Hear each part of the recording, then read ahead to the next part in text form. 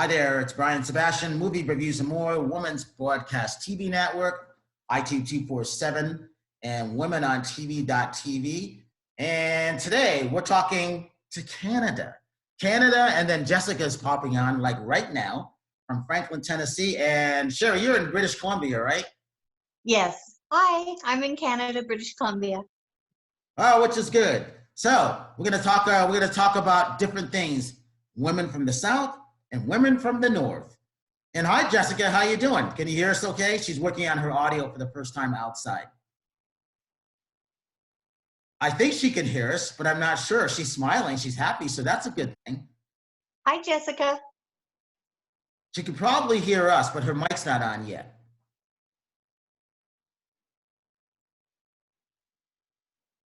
There we go. How about that? There we go. Hi, Jessica. Okay. Hi. Say hi to Shari in British Columbia. Say again. Hi, Jessica. All right, we're gonna do this. So Shari, let's start off with you. Tell us what you're doing. Tell us about your company and lumber, which is most important now, and what you hope to be doing in the future. Well, as we said at the onset, I'm up in Canada. I'm about 40 miles north of the Montana border. My family, I was fourth generation of a sawmilling operation. We have amazing timber where I live in the Bull River area, and our biggest demographic that I sold to was in the United States. It was just, we were so close to the border. And our family sold the company April 2019, and I entered a MAXIM magazine contest thinking it'd just be something to say I did, and I was fortunate to make it to the top 4. And I met Jimmy Starr and Eileen Shapiro, and they've been working with me and helping me create a new avenue in life in entertainment. Hey, that's always good. Jessica, isn't always the people that, you would not expect to have someone enter their photo or something like that, and all of a sudden they come in like the top 5 or they win? Isn't that like normal? Absolutely. It's how life goes, right? Exactly. And Jessica goes, all right, so you're out in the country right now with probably no internet, right? So if she goes in and out, this is why, right? Yes, this is why. I'm using my cell phone data right now, and we'll see. But that's why I'm outside. It doesn't actually connect inside the house unless I'm standing in the storm door right next or on the porch. So so I came out to where I think it's the best cell reception. So we're gonna see how this goes. We'll give it a whirl. Hey, so far so good, but at least we told everybody, so far so good. So Shari, talk about this. Masks are in major demand right now. Where do masks come from, right? I'm sorry? I said masks are in major demand right now. Where do a lot of the masks that everybody needs to wear come from?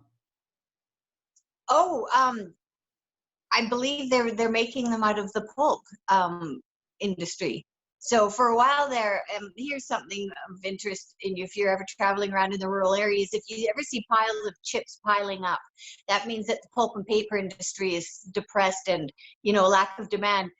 Now you go by and they were piling up, and now, the toilet paper shortage at the onset, and now mask shortage. So now pulp and paper is in huge demand, and the good benefit of that is many workers have been called back to work. Granted, many businesses had to put new procedures in place, but people are getting back to work in that industry, and that's a great thing to see.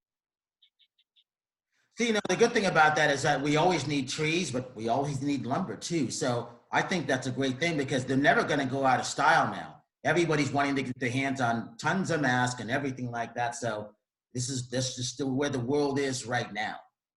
Yes, well, there is a great fallacy that people believe that people in the forest industry want to chop all the trees down. They want to clear cut. That is so far from the truth. Without timber, we have no industry. We have no job. So the last thing a forester wants to see is clear cutting and logging. We reforest. The Americans, you reforest. I was fortunate in September to go to Sierra Pacific, which is a wonderful forest company in your nation, and their forest practices codes are bar none, just like ours in British Columbia. So Mother Nature made a gift. It smells good. It looks good. It works well. Anything that is in its purest form is always beautiful. So yeah, it's great to live in a home and built with nice timber, and there's some new timber products coming out, cross laminated timber. So it's still ever evolving, which is a great thing for anything. And example, like with the coronavirus, everything is becoming a new normal. So we all have to adjust to new things coming our way in every industry. And Jessica, you've been adjusting to a lot of things, haven't you? Going to every place you could get Wi-Fi, and then Nashville starting to open up a little bit. That's interesting. Talk about where you are, because I kind of know the area where you are outside, right around Franklin. What's going on around there right now, would you say? Well, it's like you just mentioned, things are slowly starting to open up, but primarily Davidson County still has more restrictions because that is the most populated area. But the majority of the smaller counties within the state are opening up and slowly, like for instance, today my home church that I grew up in, they held services for the first time today. And there were a long list of rules of things that you needed to do. They preferred that you wore masks. They wouldn't let anybody sit except for families in a group, and then there had to be a certain amount of space on a certain pew, and then they alternated every other pew. They would only let us use certain bathrooms so that they were able to clean in between the services. So churches, hair salons, spas, that kind of thing. So things are slowly opening up, but it really is just going to be a new world. Everything that we took for granted before, just the fact that you might accidentally bump into somebody in the market, it was no big deal before, and now people are just it's heightened so much. The awareness has been so heightened, and that's just the way that it has to be. We just have to accept it and move forward. There's nothing else you can do, right? Jessica, when I was years ago, I went to Boston, and I was in one of your nation's oldest churches, and it was interesting for me because their pews were almost where a family owned their own pew, where they sat in a little square. And I'm curious, when you were talking, I wonder if you, and at that time it was to keep warm. And so you sat together with a blanket, and right. Instead of sitting in long rows, I'm curious I wonder if that might make a comeback. The old traditions, there's one right there that might make a comeback. Right, where they have to change, not for different reasons, right? But yeah. Maybe I didn't even know that existed. I'm very familiar with really cold churches that don't have any inside heat. I attended it was a concert in Czech Republic, and not this past winter, but the winter before. My friend that I was visiting, their family member was performing. She was a student, a music student, and so they're having a performance, a concert of a bunch of children from her who had the same teacher. And it was so cold. I wish that we had those square pews, because it was so cold. It was beautiful. I really enjoyed it, but it was definitely an experience that I will not forget. But no, in this case, I don't really foresee us changing the pews in the church that I grew up in. But again, you never know. Just because it hasn't happened before doesn't mean it can't in the future. Is it a smaller church and older? Skew older? No, it's been around. Well, it was in existence before I was born, which was from years ago. But it's a larger church, and it's actually grown since I've left my hometown. It's a First Baptist church. Is where Jessica, tell Shari what you do. I am an entertainer. I primarily sing. Performed for over 10, oh goodness, we're going on 12 years from my first contract on a cruise ship. I was part of the production cast, one of the lead vocalists in the production cast. And when I'm not singing and performing on cruise ships, I perform on land. Or I've worked in a children's museum in New York City. Also was a teacher at Gymboree, so I love children. And I enjoy working with them if I'm not on stage doing something myself. No, I saw you talking to Brian a couple weeks ago, and you were talking about the comfort your voice gives to people and it was at the beginning of this quarantine. And no, that I didn't even think of that. But if you think about what you do, if you can enhance and comfort our senses with taste, with sound, visual, like it's a gift that you give. It's wonderful, and it must be so fulfilling. Well, thank you, thank you. Yeah, it's music in general. I feel like is so powerful, and it really impacts us without you knowing. I mean, you can associate any type. If I just hear a song, it immediately takes me back to a certain location, who I was with, maybe even if I was at a restaurant. And I think that's something else people take for granted is how impactful music can be, and how healing it can be. And I feel very strongly about that. And I hope to be able to incorporate that in whatever I end up doing, tomorrow or 40 years from now. I still hope that music will be something that I'll be able to utilize to affect more positively other people and family and friends and strangers alike. Do you write music as well? I do not. I do not write. I've dabbled in some lyrics every once in a while, but it's not anything that I've put to music or pursued in that sense. I'll just kind of write it down, just kind of for thoughts.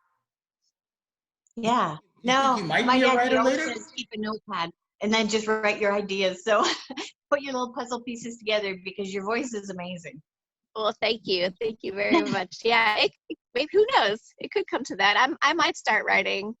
I think, like you said, you never know when your life will take a turn for the better, and you didn't expect it. It wasn't anything you planned for. So who knows? Maybe I'll encounter someone who all of a sudden just I've been inspired, or I fall into some kind of business or something that might encourage me to head that way.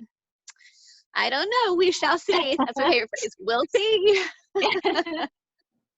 Well, Jessica, depending on where you are, mid-October, what's going on around there mid-October, what Shari's schedule is mid-October. I've only gotten to mid-September right now, so what I know what can happen.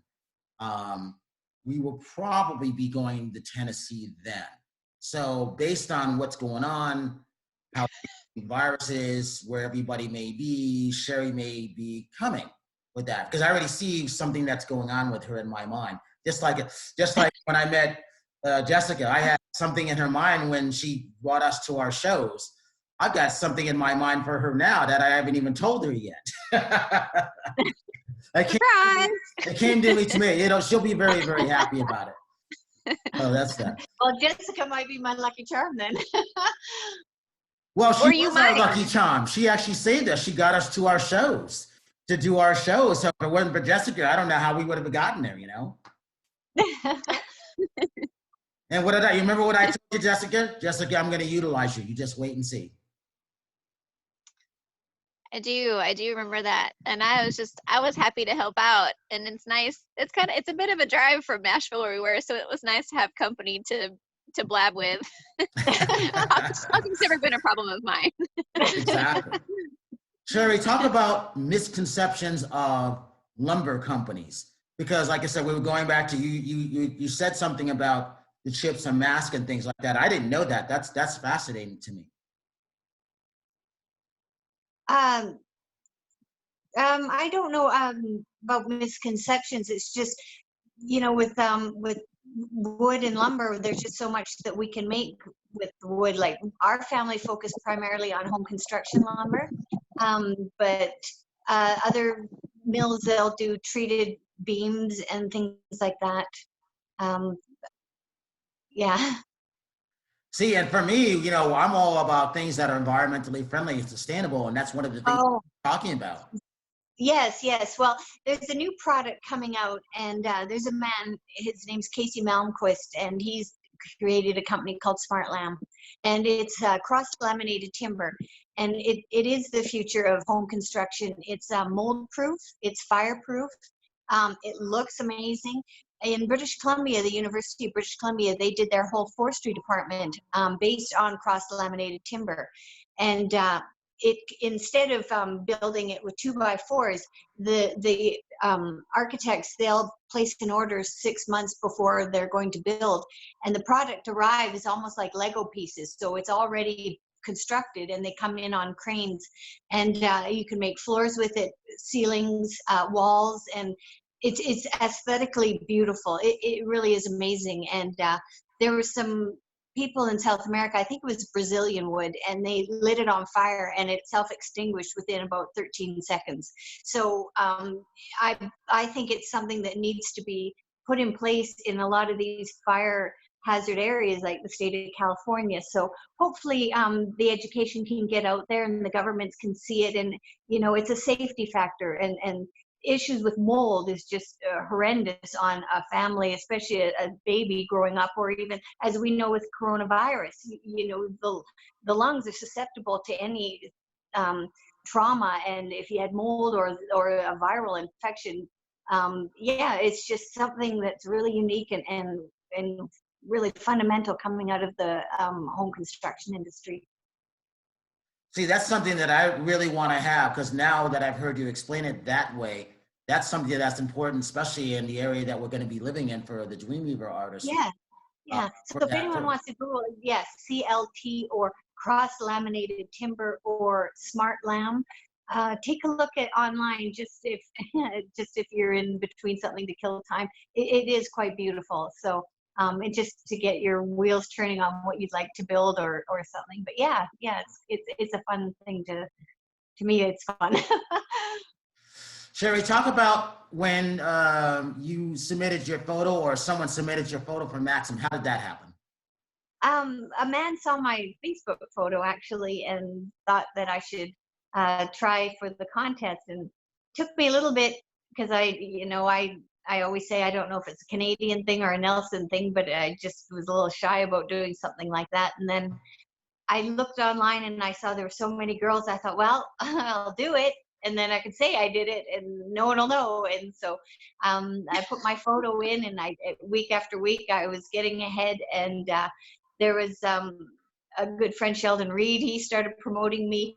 Deb Hill-Kopak, she started promoting me. And then Ronnie James from Global Galaxy Network saw my photo, and he was telling people to vote. And then a good friend who became a good friend, Herbert from Austria, started telling his European friends to vote for me. And so, yeah, I was just lucky people liked me and liked my photo that I submitted. So, so that's how it all happened.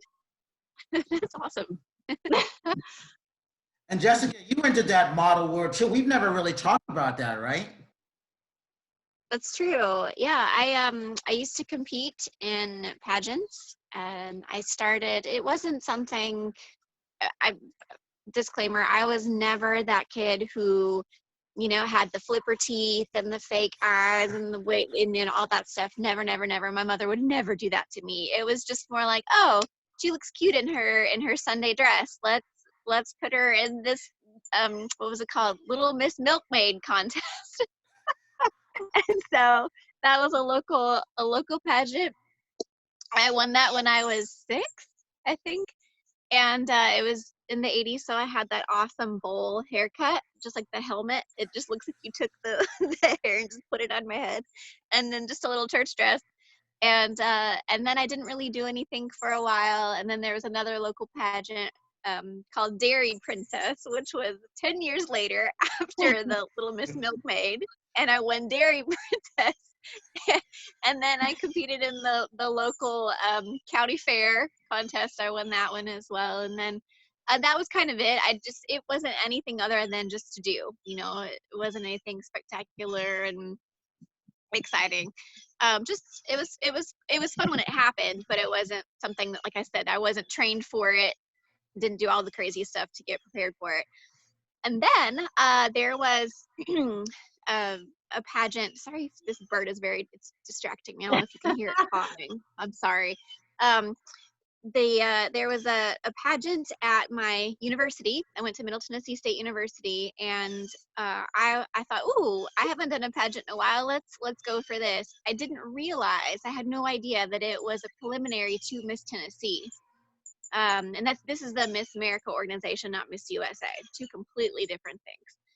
And so I competed at Miss MTSU, and I don't remember if I placed that year. I don't know. It was one of those things that I just kind of fell into. It wasn't an intent to go to Miss Tennessee. I didn't even really know how to do that, or I hadn't even really thought about it. I was so involved in college. I loved college, and was super involved on campus. So it wasn't the thing I was thinking about. But then when it happened, I was approached by some local directors saying, "Oh, we're going to have such pageant next week. You could come check it out, be involved." And that's kind of how I fell into that. I just started, then it became a thing. Then I started training, and you had to get your talent together and get ready for interview and all those things. And ended up competing 3 different years. And I represented a different section of Tennessee each year. The first year I ended up representing a West Tennessee local title. The second year I represented MTSU. I won Middle Tennessee Blue Raider. And then last year I competed, I was Miss Southeast Tennessee, and I ended up being in the top 5 at Miss Tennessee that year. So it was just a learning experience, and kind of learn as you go. And it was a lot of fun. And I always tell people those interviews at Miss Tennessee were more difficult, more intense than any kind of job interview I've ever had. That training that I went through to prepare for those interviews at Miss Tennessee, I truly believe is what helped me in the future with career interviews and those kinds of things, because they were no joke. You had a panel of 7 judges. You had no idea what they were going to ask you, no clue, but you had to be ready for it. And so it was a lot, but I'm very thankful for it, and I really, really enjoyed my time when I did that system. I also competed in Tennessee USA, simply because I hadn't done it, kind of like you, Shari. You're like, well, why not? Let's just something why not? Something to do, and it's just another experience to have under your belt. And I was going to age out. It sounds so silly when you're in your mid-20s and you're too old, but I was about to age out. It would have been the only year that I could have competed, and I had already aged out of Tennessee America. So I thought, oh, let's go ahead. So I did Tennessee USA. And the way that they went from their kind of subcategories to the winners, instead of having a top 10, they only had a top 15 and a top 5. So I didn't make the top 5, but I did make top 15 out of 90 plus contestants, I guess, at Tennessee USA too. And I get excited because I feel like I'm a shorty. So I always pick the big, tall, beautiful, gorgeous lady. So when I made that top 15, I was stoked. Oh, your support group is going to be hoping on Throwback Thursday that you're going to be posting some of these beauty pageant win photos. Oh, man. Miss Shari. Little Miss Copycat, yeah. All those ones. What else was I was gonna say one other thing. Oh no, I forgot. Oh shoot. Well, anyway, that's the gist of it. Oh, I know what it was. And I haven't given up hope yet, but they do have a married Mrs. Tennessee. So one day, if I become a Mrs., I might break out those pageant heels again. Okay, I'll be in your corner, and I'll be one of your backup people that helps you get ready for the dresses. Yeah, So that'd be one of amazing. your prep girls helping you. Awesome, thank you. Jessica, I think that's great. What was it? What did you say? What was that? Miss Buttercup or something? What was that? The first one, I'm so sorry. Also, my eyes are watering because I'm outside. The first, it was Little Miss Milkmaid. Oh, I love that. There was Little Miss Coffee County, Dairy Princess. That's the good one. Oh, Miss Old Timer. We had Old Timers Day Parade. So there was an old timer, a teen old timer.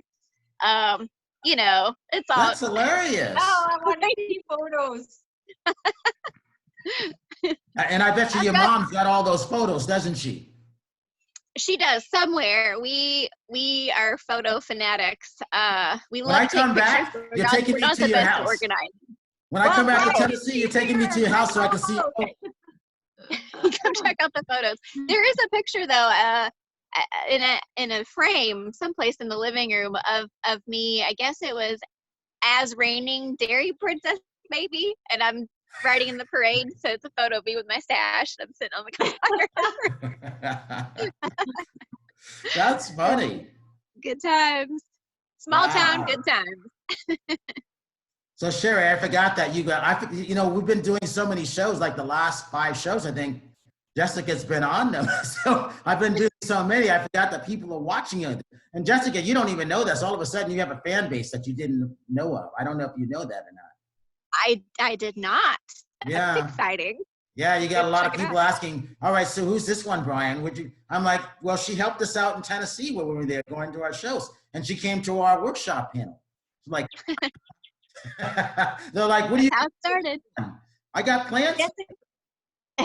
Jessica, have you been to Dollywood?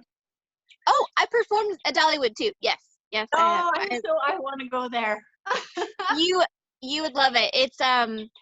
It's an awesome, fun, really fun place to go. I love Dollywood. It's beautiful country, especially with you being in the wood industry. I mean that's all it is. You're in the mountains with all the woods and the bears. Watch out for the bears. They like to interact as well. But yeah, I performed there in 2010. I guess it was the summer of 2010. Did you get to meet Dolly Parton? I love her. She did do, it was about the time that they were having an anniversary. And so there was a performance that she was involved with our cast. I was involved in Dreamland Drive-In, the name of the show. And if you get it, I think it's still there. I think it's still running. I haven't checked in a while, but when you get to go, check out Dreamland Drive-In and ride all of the rides, because they have, I think it's the fastest. It used to be the fastest wooden roller coaster, like legit wooden, and it's rickety and it'll shake you like crazy. So get ready. Well, that's interesting. I haven't gone to. How far is it from Nashville? Oh, Dollywood is in East Tennessee, so it's in the Pigeon Forge area. Oh gosh, 3. I don't even know how many hours it is. You know what? I'm going to have to check that out, because I forgot all about that, Shari. So that would actually be a good trip. Well, Brian, Oh, yeah. I don't know if you know this, but Dollywood, every year she wins a lot of awards for the best food in that type of environment.